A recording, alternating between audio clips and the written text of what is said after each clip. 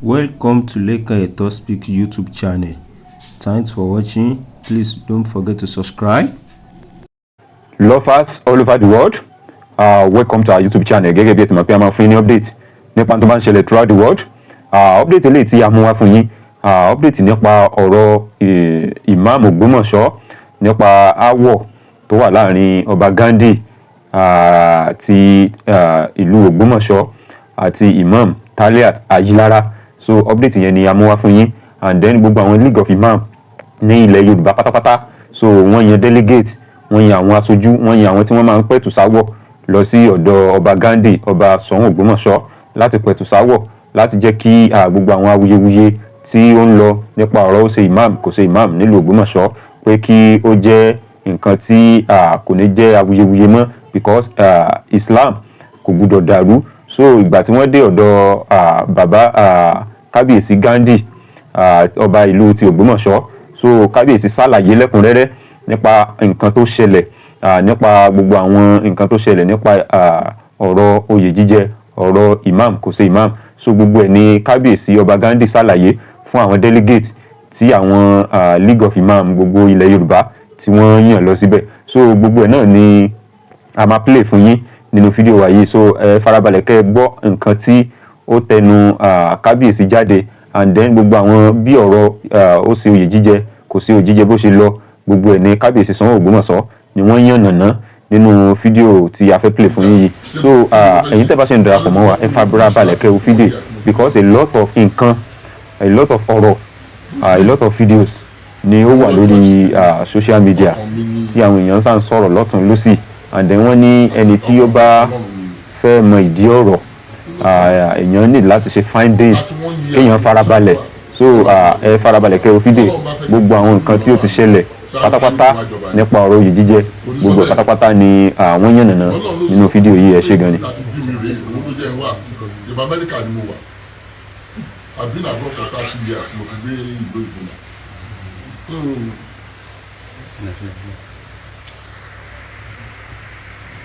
Kí ni eré ìtàn sọ? Èmi ò já ìjà ìsìn o. Màmá tó jẹ́ bàbá mi mo ti sọ títí Muslim ni ní ilé kápẹ́ walking distance ní síbi. Màmá tó bí bàbá mi kò fi jọba. Muslim ni. Kò sí nǹkan kan ilé Láòyè tí mo ti wá. Ẹ bá kó èèyàn mẹ́wàá sílẹ̀, mẹ́sàn-án ní wọn Muslim ni wọn. Ló wá kàn mí ṣe máa bá fámìlì mi jà yìí. So gbogbo ilé ìtàn ń gbọ́, kò sí irọ́ ní gbogbo ọ̀rọ̀ social media yẹn. Kò sí nǹkan tó jọ bẹ́ẹ̀. Ọba ni mo wá jẹ lórí Christian, Muslim àti oníṣẹ̀ṣe. Mo dẹ̀ ń sọ ìtẹ́tajókòó léyìí, kò ń ṣe ìtẹ́ Muslim, ìtẹ́ àwọn oníṣẹ̀ṣe ni. Ẹni tó àwọn tó tẹ̀lé yìí oníṣẹ̀ṣe ni wọ́n. Àwọn òjò bá wa jà. Wọ́n bá wa jà, wọ́n ò bú wa, wọ́n ò ṣe nǹkan kan. Tó bá ń ṣe kíni wọn, máa ń jókòó síbẹ̀. Tó bá ń ṣe ọdún wọn ṣàn gbogbo máa jókòó. Kí ni máa ṣe? Àwọn sọ wípé èmi làwọn ròyìn pé ìgbà tí mo jọba wípé mi ò ní jẹ́ káwọn ṣe ìṣẹ̀ṣe. Àwọn ni wọ́n sọ fún mi wípé àwọn ò mọ̀ pé máa jókòó pẹ̀lú àwọn. Wọ́n ṣòro kí ló kàn mí? Bẹ́ẹ̀ ṣe nǹkan tó wù mí. I won't come back to traditionalist, I won't come back to Muslim, I'm a Christian. So kí ló kàn mí? Everybody ṣe tiẹ̀. Kí nǹkan tí mo fi ṣe sùúrù òun ni pé wọ́n fẹ́ gbé lọ sí ìjà ẹ̀sìn. Àní ìjà ẹ̀sìn ìbẹ̀rẹ̀ ẹ̀ la máa ń mú àmọ́ lóṣù máa parí. Ọ̀pọ̀lọpọ̀ nǹkan tí ìmáàmù mi sọ ó dùn mí bí egungun. Ọmọ kọjá kẹ́nà bá ní kò dùn àti February ló ti sọ November lámúyò 3 weeks ago ló ti sọ pé èmi ọmọ aláìjọbẹ ni at my age, at the level where I am in my life. Sábà ìgbà tí wọ́n bí ni mo jáde University of Ife 1982 ni mo jáde University of Ife. 1986, 87 ni mo kúrò ní mo ṣe masters ní UI. Ó wá ń pè mí pé mi ọmọ aláìjọbẹ ló jà kó sáyà. Tí bá ní kò dùn mí irọ́ ni mo pa. Bọ́ kí ni mo fẹ́ ṣe? Kò sí. nígbà tá a fẹ́ kí ìlú wa dàrú nǹkan tó fẹ́ nìyẹn èmi ò dẹ̀ ní fún wọn ṣe I'm not going to allow it. wọ́n gbé placard gbígbé pastor fẹ́ yọ Imam wọ́n ní kí ni ọ̀rọ̀ kí ni fẹ́ fi bishop síbẹ̀ ní àwọn òpòlù tí wọ́n lọ bọ́ lórí ṣé Gabriel mo fẹ́ fi síbẹ̀ àbí yìí ìjọ tọkùnrin yẹn wá mú tó bá sold out nobody will need you that's the last time tell me I said ọjọ́ òkúta jẹ́sọ̀ Isaac yẹn wà pẹ̀lú Isaac yẹn ni mo pè padà Imam jáde mo ní Isaac padà mo ní ẹ lọ help Imam ẹ lọ help mo ní kò understand nǹkan tó ń ṣẹlẹ̀ mo sọ fún Isaac mo ní kò understand nǹkan tó ń ṣẹlẹ̀ ó sọ yìí pé àwọn family ó pé tóun bá fún un 20 million gbogbo wàhálà yẹn á tán mo náà pé yóò understand ọ̀rọ̀ owó kọ́ lélẹ́yìí go and prove yourself that's what I am mo ní go and prove yourself the next thing tí mo fẹ́ náà ní kó gbé mi lọ sí court so first one ó láti prove pé ọmọdé ayélujára lò táwọn yẹn dẹ́gbà pé ọmọdé àwọn second ó sọ wípé ọba kọ́ ló ń fi ìmáàmù jẹ so aláti dúró kí ilé ẹjọ́. nígbà tí láwà nínú àfẹnú kábíyèsí wọn wà nínú ẹgbẹ́ rẹ̀. and the third thing ipe number 3 yẹn kò ní nìkan bẹ́ẹ̀ ọba lórí mọ́ṣáláṣí tó kí kò sí ìgbàlódé torí mi ò lọ mọ́ṣáláṣí lẹ́kẹ́ but tí n bá jà fún wa nítorí mo jẹ́ kristẹni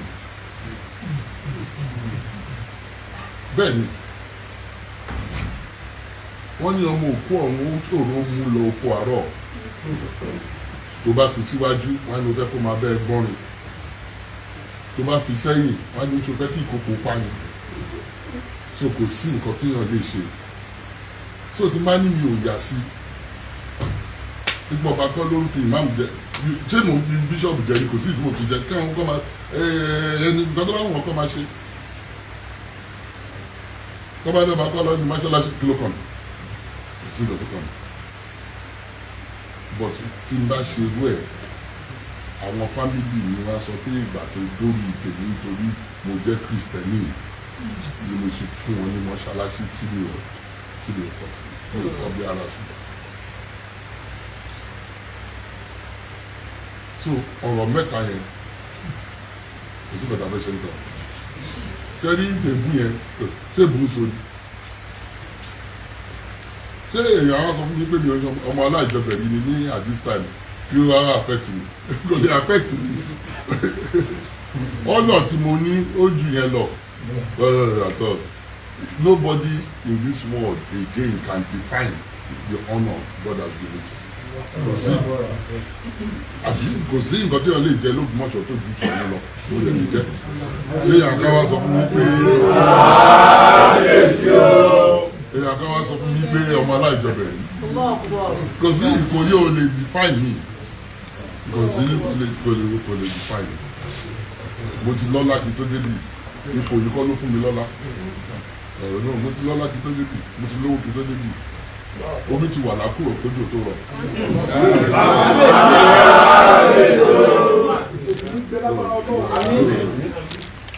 so ọ̀rọ̀ mẹ́ta yẹn tẹ́ bá ń wá solution aláti wá solution sí eléyìí tó ṣe pàtàkì jù òun ni ilé ayélujára òun ló ṣe pàtàkì jù èmi ò fẹ́ sọ findings tèmi fún yín nítorí mo fẹ́ kẹ́ lọ wo kẹ́ lọ find out fún wa yín I understand the other thing our court wọ́n ti sọ pé December 12 ni wọ́n máa hear ẹjọ́ yìí and nǹkan tó sọ ní pé Ṣọ̀ún kọ́ ló fòun jẹ tí adájọ́ bá sọ pé Ṣọ̀ún kọ́ ló fi jẹ sọ́mi pé kò sí wàhálà pẹ̀lú kò sí lẹ́yìn ìmáàmù mi kọ́ mo ní ìlú mi ò ní wà lẹ́yìn ẹ̀kọ́ máa kí òun lórí àlàyé kò lè kí òun mi ò lè jà kò lè ìmáàmù wà níbí o táyé òun lè kí irun kí wà lẹ́yìn ẹ̀ o mi ò ní wà lẹ́yìn tẹ́lẹ̀ àwọn ìyẹn òun mi ò ní wà lẹ́yìn ò lè kò sí kó máa kí máa yọ lẹ́nu. àwọn those points àwọn nǹkan tẹ́lẹ̀ kọ̀ fẹ́ kí a note nìyẹn wípé those 3 points are what I think you should find resolutions. I understand. Family Ayilara. Soun kọ́ ló ń fi ìmáàmù jẹ. Soun kọ́ ló ní mosque. Jerry number 2 and 3. Tí n bá sọ pé kò sí nǹkan tó kàn mí. Máa sọ pé nǹkan tí mo fẹ́ bí Kristẹni jẹ náà ni. Family mi 9 out of 10 Mùsùlùmí ni wọ́n. Wọ́n tẹ̀ nígbà nígbà tó wá lórí mi ni máa gbé mọ́ṣáláṣí sílẹ̀. So èmi ò mọ lẹ́sìn máa ṣiṣẹ́. You understand? Ó kọ́ ní kí n sọ fún yín ni o. I understand? Lẹ́sìn try and I'm very serious. I'm extremely serious. You understand? So ọjọ́ mi pé tó bá withdraw case number 2 and 3 ó di foríṣọ́ pọ́nì kò sí need for you to pay because nǹkan tó challenge nìyẹn. So if he says it's not more challenging it. Àbọ̀rọ̀ mi ò yé ní sà. Ṣé ọ̀gbọ́n just go on. Tó bá withdraw 2 and 3 tó gbé yẹ mọ̀ tó bá challenge yẹn. So it remains only number 1 the family Ayilara kò sí kò lè jù yẹn lọ. Mi ò mọ̀ bóyá ọ̀rọ̀ mi yé yín sà. Number 2 and 3 court ta lọ court ló máa dissolve yẹn bọ̀jà kò tó bá withdraw case ẹ̀ ní court number 2 and 3 kò wà valid mọ́ nítorí kò tó sọ nìyẹn so ó remain only 1 and you from Ayilara and it's for him to prove it nítorí òun ní gbogbo wàhálà yìí o. I'm telling you, èmi mọ̀ nǹkan táwọn Imam sọ fún yín but that is the bone of ibi tí wàhálà ti bẹ̀rẹ̀ nìyẹn o family Ayilara kò sí ojú yẹn lọ nítorí mi ò mọ nǹkan mi ò tí máa ní mo mọ nǹkan mi rọ mọ pa ìyẹn lè mi mọ̀ nítorí ìyẹn Ayilara gbé wá bá mi. kábíyèsí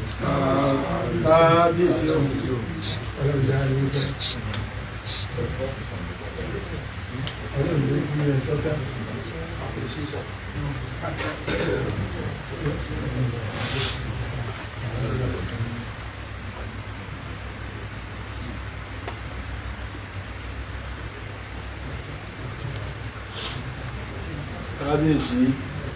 Kábíyèsí a ti gbọ́ ọ̀rọ̀ àgbà lẹ́nu bàbá wa kábíyèsí Soun adẹ̀tún dúpẹ́ lọ́wọ́ wọn lẹ́ẹ̀kan sí gẹ́gẹ́ bí Sheikh wa kí ó gbàgbé òṣè dúpẹ́ pé pẹ̀lú notice kékeré pé tí wọ́n dẹ̀ ní ká máa bọ̀ torí pé nígbà tí wọ́n sọ pé mọ́kànlá láàárọ̀ la mo ti gbà ṣùgbọ́n kó tó di pé Sheikh wa kí ó gbàgbé olùsọ pé àkábíyèsí àwọn bí tá a fẹ́ gbà tún ṣèpò àti pé àwọn kọ̀ọ̀kan adúgbò pọ̀ lórí ìkànnì kó tí ẹ kà wá pọ̀ yìí bá a ti wà ń bí ni bàbá president ń pè lọ ni wọ́n ń pè bọ̀ bẹ́ẹ̀ ni bàbá mòlíò mọ́ríkàs àwọn náà ń pè lọ wọ́n ń pè bọ̀ wọ́n ń béèrè fún báwo ló ṣe ń lọ sí kó tẹ̀yà sí pé àwọn náà wọ́n ń hùwà pẹ̀lú bá a ṣe ń ṣe yìí lẹ́ẹ̀kan sí àdúpẹ́ púpọ̀ pẹ̀lú kábíyèsí nígbà tí wọ́n sọ̀rọ̀ lẹ́ẹ̀kan wọ́n ní àwọn ọ̀tẹ̀ mọ̀ pé àwọn ní sùúrù pé ṣùgbọ́n àsìkò yìí làwọn ẹ̀kọ́ sọ fún wọn pé àwọn ní sùúrù kí wọ́n tó lè kọ́lọ́n tó lè pèèyàn pé wá jọba Olúwa ti ní kí gbogbo nǹkan pé sí ní lára ọba tó pè yín náà ló ń tọ́ yín sọ́nà ọba tó pè yín náà ló dúró tì yín ọba náà ó sì máa bá yín ṣe ní gbogbo ìgbà a ti gbọ́ gbogbo àlàyé bàbá kábíyèsí a dẹ̀ ti kọ́ sílẹ̀ pẹ̀lú ògo Ọlọ́run a ṣiṣẹ́ lórí ẹ̀ a dẹ̀ jíṣẹ́ fún àwọn tí wọ́n jẹ́ àgbààgbà wa títí kan àbáwá ìmáàmù Ọ̀yọ́ state àbáwá ìmáàmù Ògùn state àbáwá ìmáàmù Ondo state Èkìtì state Ọ̀ṣun state àti bẹ́ẹ̀ bẹ́ẹ̀ lọ àti gbogbo àwọn àgbàlagbà tí wọ́n jẹ́ league of imams and alphas ní ilẹ̀ Yorùbá lẹ́ẹ̀kan sí a dúpẹ́ ní ọwọ́ yín àgbà ni ó ń gbà ẹ̀dẹ̀ fi wọ̀n wáyé pé àgbà ni gẹ́gẹ́ bí n tí àfa wa sọ ní lẹ́ẹ̀kan inú ààfin náà ni àti wé láwàní inú ààfin láti wé láwàní fún ìmáàmù wa Dr. Toliat Ayélára níjọ́ náà lọ́hùn tí n bá ṣe mi ẹnu ọ̀nà tó wà lọ́hùn ni ẹnu ọ̀nà tó wà bẹ́ẹ̀ níjọ́ náà gíláàsì tí wọ́n ń sún báyìí ni ó fọ́ níjọ́ náà èmi wà nú ẹni tí wọ́n yàn pé kó dúró kó wí láwàní bẹ́ẹ̀ ni bàbá wa tí wọ́n jókòó tí wọ́n dúró yìí ó kára bíi márùn-ún tí n bá ṣe àti Dr. Kebiru Mustapha àti Dr. Bari wọ́n wá sí bàbá ìmọ̀mù Ìbàdàn so láti lè sọ pé ọba kọ́ ni ó fi òun jẹ lè mọ́mù ó rújú púpọ̀ nítorí pé ó ṣojú gbogbo wa a lè wà ní ibẹ̀ so ààfin Ṣọ̀ún ni a ti wé wà ní ìjọ náà so kí Ọlọ́run kó wọlé àjọ kan Ọlọ́run Olúwa má yẹ àga yìí ní ìdí o dákun ni ló ràn Ọlọ́run dákun ló ràn Ọlọ́run ẹnìkan ò lè ṣàyàgbàǹgbà sọ́lọ́run pé mo lè ṣàyàgbàǹgbà yìí ohun tí n bá fẹ́ ní ó ṣe rárá o àwọn tó ń ṣe tiẹ̀ lọ́wọ́ gan wọ́n sì ń sunkún pé Ọlọ́run o má ṣe mí o lórí gbogbo ara ní ibẹ̀ lọ́dọ̀ Ọlọ́run o abẹ́ Ọlọ́run pé Olúwa má yẹ àga náà ní ìdí Ọlọ́run náà kò hàn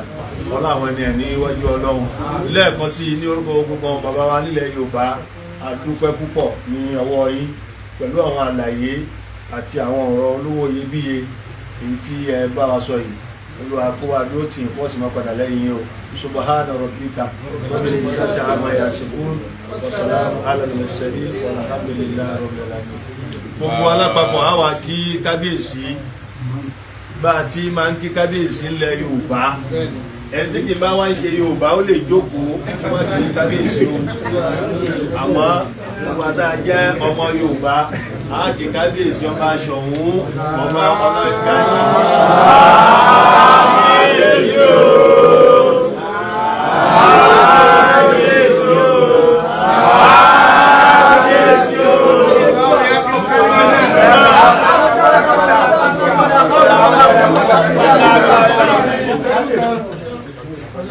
láì ṣẹ́jú kàkí ẹjọ́ Ahmed Tijani Ayédára authentic wọ́n bá wa fi àdúrà sin gbogbo àwọn bàbá ìsojú ọ̀nà ọlọ́mọdé kí ẹ̀sìn rìn.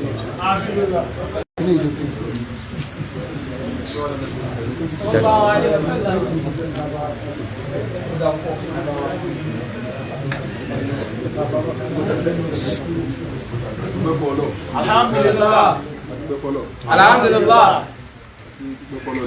Alhamdulillah Rabbil Alamin. Àwọn ìgbìmọ̀ tí wọ́n dìde wá tí wọ́n sojú ìsìláàmù nínú ìlú Ògbómọ̀ṣọ́ àgbèrè káàbọ̀ ọlọ́run tó sọ ní délẹ̀ ìdáyọ̀ àti ìdájọ́ ọ̀pọ̀lọpọ̀ sọ ìgbà ìsìláàmù. Ọ̀rọ̀ ìsìlẹ̀ ń dá sí wọ́n bí tẹ́tùlà ìmà kí wọ́n rí bàbá Ṣọ̀ún Ògbómọ̀ṣọ́ gẹ́gẹ́ bí ẹni tí ń ran ìsìláàmù lọ́wọ́ èyí tá a fi máa fáìtì bàbá ká mọ̀ pé ìsìláàmù náà ni bàbá ń kú lọ́wọ́ torí pé sọ́jú kùdù wáádù ni wọ́n bàbá ò bá ìsìláàmù jà déédéé tó sì ṣẹlẹ̀ tẹ́ ẹ gbọ́ tí wọ́n ń sọ náà ni wọ́n ń sọ ṣùgbọ́n ìṣòro ẹyọ kan tá a ní ni pé gbogbo àwọn tó dá sọ̀rọ̀ yìí tí wọ́n jẹ́ mùsùlùmí pátá a rí ìjọ kan tó sọ̀rọ̀ pé lágbájá fogun ológun lẹ̀ àfi kí wọ́n sọ pé kí àwọn tó lógun ká má bínú kí wọ́n sì sùúrù ẹ dákun tó lùtọ́ lọ a ní ààyè láàrin onílù mùsùlùmí torí ìdí èyí àwa bìlíìfù pé ìgbìmọ̀ tó dìde yìí mo bìlíìfù pé ìgbìmọ̀ yìí wọ́n ó ṣe àtúnṣe lórí gbogbo àwọn ìgbìmọ̀ tí ń ti wá tẹ́lẹ̀ àwọn míì náà ti wá tó jẹ́ pé wọ́n sọ tọ́jọ́ tí mo wí yìí ṣùgbọ́n wọn ò sọ direct wọ́n sọ lẹ́yìn so léléyìí báyìí o kì í ṣe pé báyà mò ń sọ kí wọ́n lè bá gbé lẹ́yìn wa o tó bá jẹ́ pé owó lèèyàn bá máa fi ń kérò jọ wàláhì àlùú lọ àní gbogbo àwọn tẹ́ ẹ rí tí wọ́n ń dìde tí wọ́n sọ pé ayélára kò sẹ́ni tá a fún náírà kan wàlá kò sí so déédéé táwọn sì ń lò yẹn lẹ́gbọ́n tí wọ́n ń béèrè lọ́wọ́ bàbá ẹ fún wa 20 million ká fi yanjú kíní kan ìjọ fi pilẹ̀ rẹ̀ náà nù ìjọ ẹgbọ́n tí wọ́n ń béèrè lọ́wọ́ bá ṣọ̀wọ́ òun náà ni wọ́n fi pilẹ̀ rẹ̀ gbogbo ayé ní sì ń béèrè pé báwo lẹ ṣe lajúlẹ̀ tí ń fi ń jẹ tẹ́ ẹ fi fọ́ bẹ́ẹ̀ sì ni a sọ síwájú kan tó fi jẹ́ o pé ẹni yìí sọ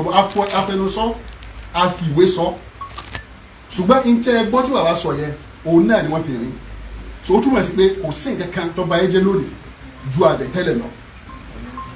so mo sì bìlíìfù pé àwọn ìjọ tó gbéra wá lónìí yìí wọn ò ní gba àbẹ̀tẹ́lẹ̀ fún nǹkan kan ju kí wọ́n ṣáájú fún ìsìlámù lọ so mo bẹ̀ náà fún wa àníyàn tá a ní lórí ìrìnàjò yìí tí a fi wá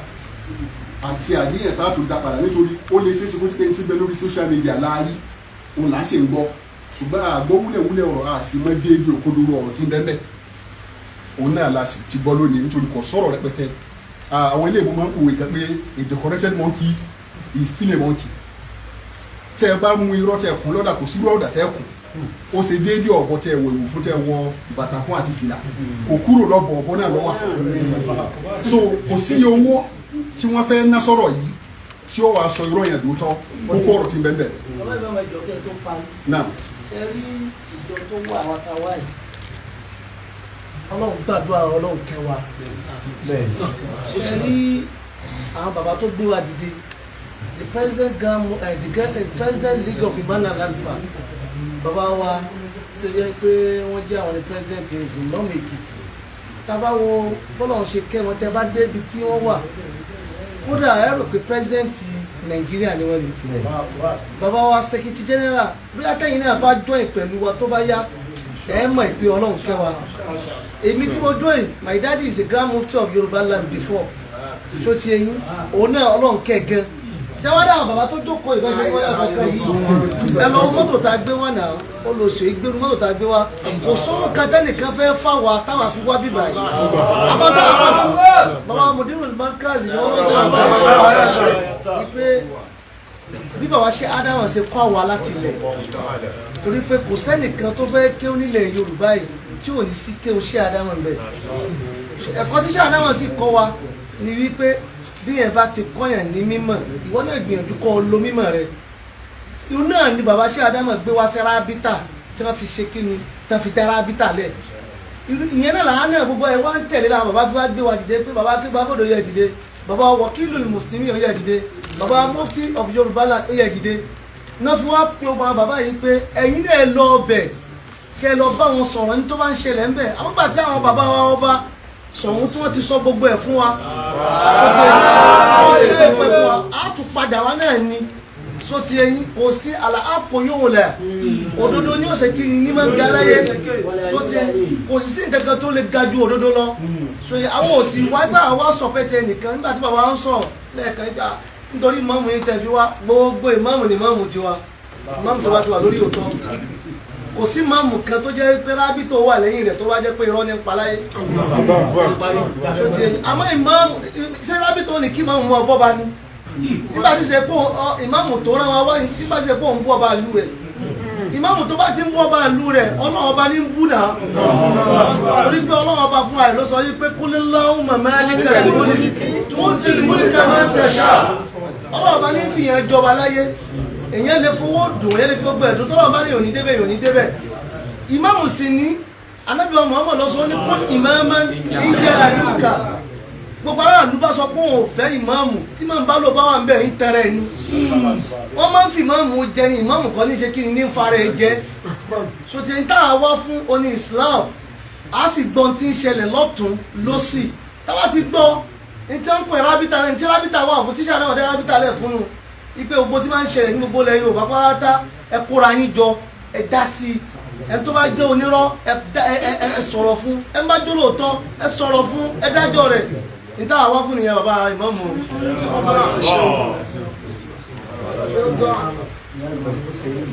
ẹ ṣeun gẹ bàbá ẹ ṣeun adúgbẹjọ látòrí bàbá mùdírù mọkàs. lórí gbogbo àwọn aláàfáà tí wọ́n sojú rọ́bìtà láàyè yìí gbogbo yín lápapọ̀ àti gbogbo àwọn ìmáàmù Ọlọ́run tó sọ yín dé Ogbomosho láyọ̀ àti láfíà ọ̀pọ̀lọpọ̀ ọba sọ yín dé ilé yín láyọ̀ àti láfíà. gbogbo ládá tí ẹ máa ń rí nínú olú ìgbésẹ̀ báyìí nínú olú àtúnṣe báyìí Ọlọ́run ní fi bẹ̀rẹ̀ ọ̀kẹ́ yín. gbogbo tí ń darú àlámọ̀rí kọ́lọ́ọ̀dún tó máa dà sí i. èyí tó kú díẹ̀ káàtó ọlọ́pàá bá sọ yín kẹtẹ́lẹ̀. Ọlọ́run bá sọ yín Ọlọ́run bá sọ yín. Allahumma rabbana atina fid dunya hasanatan wa fil akhirati hasanatan wa qina adhaban nar. ربنا لا تزغ قلوبنا بعد إذ هديتنا وهب لنا من لدنك رحمة إنك أنت الوهاب. اللهم ربنا اغفر للمسلمين والمسلمات والمؤمنين والمؤمنات الأحياء منهم والأموات إنك على كل شيء قدير. وصلى الله على سيدنا محمد وعلى آله وصحبه وسلم. سبحان ربك رب العزة عما يصفون وسلام على المرسلين.